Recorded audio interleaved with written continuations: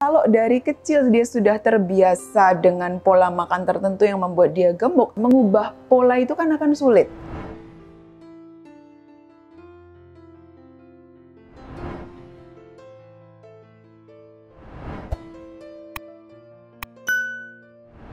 Hasil Life Family Survey pada tahun 2016 terhadap anak-anak di Indonesia di 13 provinsi usia 2 sampai sekitar 5 tahun menunjukkan adanya peningkatan terjadinya kelebihan berat badan atau obesitas pada anak-anak tersebut. Dan peningkatannya cukup signifikan dari 10% hingga ke 16%. Ini menunjukkan bahwa anak-anak yang tadinya kita anggap lucu kalau gemuk ataupun chubby, tapi ternyata secara global kita melihat ada gejala yang kurang baik nih. Nah, kita orang tua, orang dewasa perlu aware bahwa anak-anak dengan kelebihan berat badan atau obesitas sebetulnya punya resiko-resiko secara psikis maupun secara fisik. Dampak psikologis atau psikososial pada anak dengan kelebihan berat badan antara lain harga dirinya rendah, jadi self-esteem-nya rendah. Lalu dia menjadi sasaran untuk dibully biasanya. Karena kalau anak-anak kelihatan beda dari teman-temannya, maka dia tidak salah apa-apa juga akan jadi sasaran untuk diolok-olok. Ketiga, anak itu mendapatkan stigma. Misalnya, kalau anak gemuk berarti malas. Kalau anak gemuk berarti banyak makan. Nah, tentunya stigma seperti ini akan berdampak kurang baik kepada harga dirinya, konsep dirinya. Kemudian anak juga bisa mengalami gangguan emosi yang bisa mengarah ke cemas misalnya dengan bentuk tubuhnya, body image-nya, yang akhirnya kalau tidak dibantu bisa saja mengarah kepada gangguan-gangguan yang lebih parah, misalnya sampai depresi dan gangguan-gangguan emosi lainnya. Lalu dampak secara fisik, anak yang pada usia muda sudah kelebihan berat badan ataupun obesitas berpeluang lebih besar untuk ketika usia dewasa juga akan kelebihan berat badan dan obesitas. Nah, posisi seperti ini akan membuat orang dewasa rentan untuk terkena penyakit-penyakit seperti diabetes, gangguan fungsi jantung, darah tinggi, dan gangguan-gangguan penyakit lainnya yang terkait dengan gaya hidup.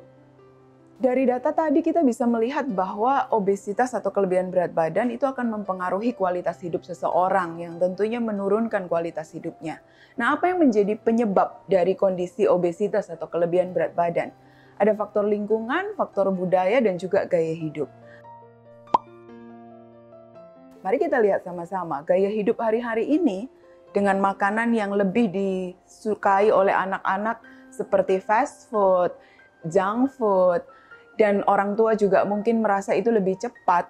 Tanpa sadar, makanan-makanan sejenis itu membuat intake kalori atau kalori yang dikonsumsi anak menjadi terlalu besar dibandingkan dengan kalori yang keluar melalui aktivitas fisik. Karena lingkungan kita sekarang makanannya fast food, processed food, junk food, tapi aktivitas fisik makin turun. Karena anak bermainnya pun lebih banyak duduk dengan gadget misalnya. Jadi kebutuhan kalorinya lebih banyak yang masuk, yang keluar sedikit. Itu salah satu faktor penyebab. Dan kedua, gaya hidup dari keluarga juga menjadi penyebab. Karena ditemukan hubungan antara anak-anak yang overweight atau obes, orang tuanya ternyata juga overweight atau obes. Sehingga kita bisa katakan ada contoh, ada pola gaya hidup yang di keluarga yang kemudian dikembangkan juga oleh anak dan akhirnya dia pun kelebihan berat badan ataupun obes. Kalau faktor budaya, ada budaya tertentu yang kalau anak itu chubby, anak itu kelihatan gemuk maka lucu. Maka kayaknya orang tua berhasil nih untuk memelihara anak karena anak jadi kelihatan lucu dan gemuk. Yang kita lupa adalah kalau dari kecil dia sudah terbiasa dengan pola makan tertentu yang membuat dia gemuk atau pola aktivitas yang kurang sehingga dia gemuk, maka nanti kalau sudah besar mengubah pola itu kan akan sulit.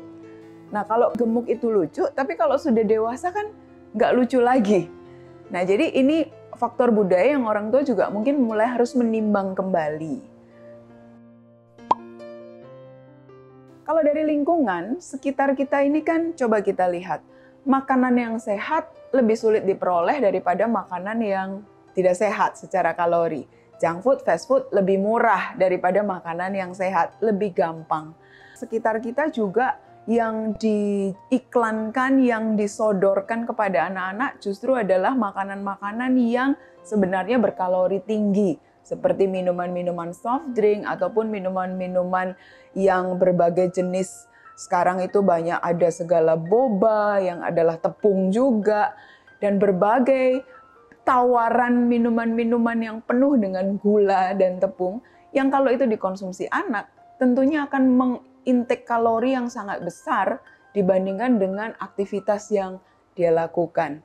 Jadi memang situasi sekitar juga mendorong anak-anak untuk lebih memilih makanan-makanan yang enak di lidah, terasa enak, tapi sebetulnya tidak sehat bagi mereka. Jika demikian, apa yang bisa dilakukan sebagai orang tua? Paling tidak ada 3 hal terkait dengan mengembangkan gaya hidup sehat. Yang dalam hal ini orang tua tidak hanya menyuruh anak, tapi hendaknya menjadi teladan, memberi contoh melakukan gaya hidup sehat ini. Yang pertama, memilih pola makan yang sehat. Apa itu pola makan yang sehat? Tubuh manusia punya kebutuhan kalori yang berbeda-beda tergantung dari usia, jenis kelamin, tinggi badan, dan berat badan. Nah, orang tua perlu tahu nih, untuk anaknya perlu berapa kalori dalam masa pertumbuhannya. Untuk mereka sendiri perlu berapa kalori dalam aktivitas hariannya.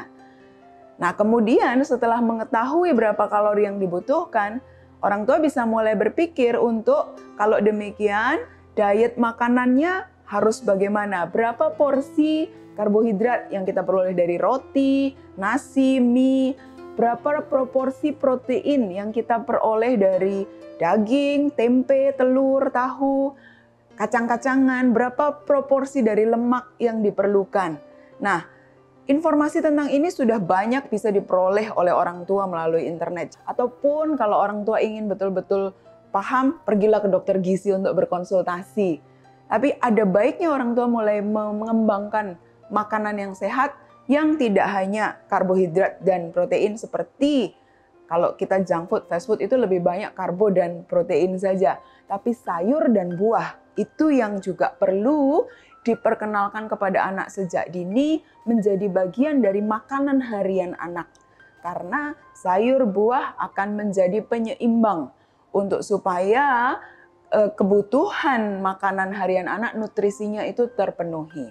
Terkait pola makan yang sehat, orang tua bisa mulai belajar untuk membedakan apa yang namanya processed food. Jadi makanan yang sudah terlalu banyak diproses sehingga sebetulnya kurang sehat bagi anak.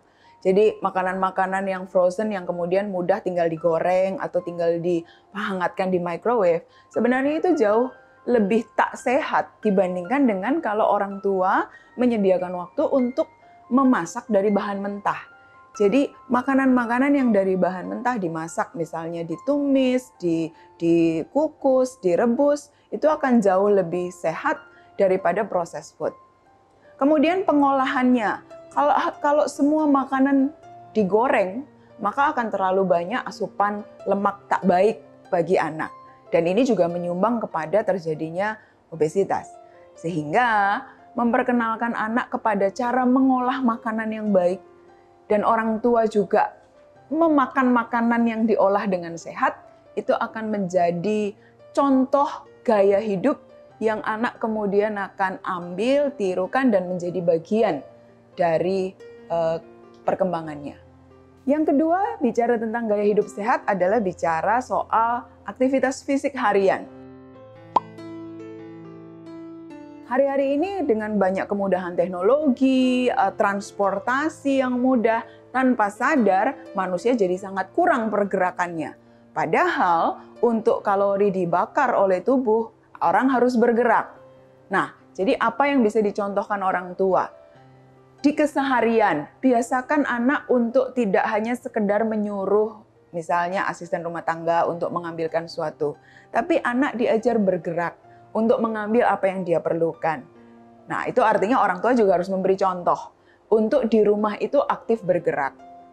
Lalu untuk aktivitas olahraga misalnya, seringkali orang tua berfokus hanya pada akademis. Tapi kalau aktivitas olahraga yang rutin buat anak, misalnya ada dalam 1 minggu, ada jam-jam memang anak bisa berenang kah, atau mungkin di hari Sabtu Minggu yang keluarga ada di rumah, pergi untuk jalan pagi atau lari pagi bersama-sama dengan keluarga. Jadi aktivitas fisik ini juga diperlukan. Manusia yang sehat itu kalau dalam 1 minggu ada aktivitas aktif minimal 150 menit dalam 1 minggu. Jadi ini yang akan menyeimbangkan antara asupan kalori dan pembakaran kalorinya. Intinya, mari kita ajarkan anak supaya tidak malas bergerak. Karena anak sekarang cenderung maunya tinggal duduk, tidak melakukan apa-apa, kemana-mana malas, tanpa sadar karena kita juga orang tua yang memberikan contoh itu. Contoh praktis lain soal aktivitas fisik adalah, misalnya kalau ada lokasi-lokasi yang kita bisa naik tangga daripada naik lift, maka beri contoh pada anak untuk menggunakan kesempatan naik turun tangga daripada diam hanya naik lift sebagai aktivitas untuk bergerak. Jadi intinya bagaimana orang tua memfasilitasi anak supaya aktif menggerakkan tubuhnya dan akhirnya itu juga menjadi kebiasaan bagi anak. Gaya hidup sehat yang ketiga adalah terkait dengan waktu istirahat atau jam tidur. Nah, anak butuh sekitar 8-10 jam range-nya dari tidur malam dan mungkin tidur siang dalam sehari supaya cukup waktu bagi tubuhnya melakukan regenerasi sel, melakukan recovery dan proses-proses internal tubuh yang memang terjadi pada saat anak tidur. Hari-hari ini yang banyak terjadi adalah apalagi dengan adanya gadget dan anak diizinkan tidur membawa gadget, maka seringkali anak lewat waktu tidurnya karena bermain gadget. Tanpa sadar anak kemudian tidur sangat malam dan paginya ketika harus bersekolah, kita temukan dia mengantuk, tidak fokus di sekolah. Jam istirahat yang tidak seimbang juga akan menyebabkan metabolisme tubuh terganggu, sehingga pembakaran kalori menjadi tidak sewajarnya, dan ini juga bisa menyumbangkan kepada terjadinya kelebihan berat badan atau obesitas. Ikuti terus sosial media Tanam Benih untuk mendapatkan video-video parenting lainnya.